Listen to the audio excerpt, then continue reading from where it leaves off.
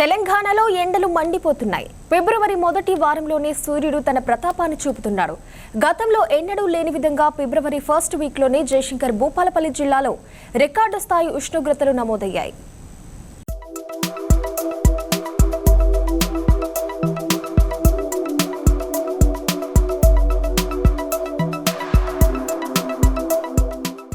సాధారణంగా ఫిబ్రవరి చివరి వారంలో ఉష్ణోగ్రతలు పెరుగుతాయి.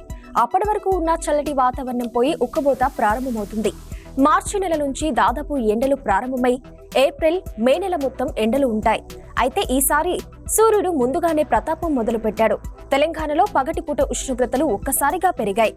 మంగళ, బుధ, గురువారాల్లో భూపాలపల్లి జిల్లాలో సాధారణం కన్నా అధికంగా ఉష్ణోగ్రతలు నమోదయ్యాయి.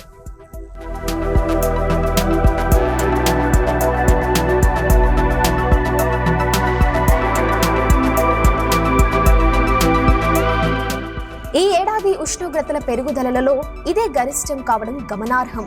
మామూలుగా అయితే ఫిబ్రవరి మొదటి వారంలో భూపాలపల్లిలో 29.5 డిగ్రీల సెల్సియస్ ఉష్ణోగ్రత నమోదు కావాల్సి ఉంది. కానీ రికార్డు స్థాయిలో బుధవారం 4.5 డిగ్రీలు పెరిగి 34 డిగ్రీలుగా నమోదైంది. ఇక జిల్లాలో 31 డిగ్రీలు ఉండాల్సి ఉండగా 35 డిగ్రీలకు చేరింది. రాష్ట్ర వ్యాప్తంగా అన్ని ప్రాంతాల్లోనూ ఉష్ణోగ్రతలు పెరిగాయి. ఫిబ్రవరి మొదటి వారంలోనే ఎండల తీవ్రత ఇలా ఉంటే పూర్తిగా ఎండాకాలం ప్రారంభమైతే ఎలా ఉంటుందోనని ప్రజలు భయపడుతున్నారు.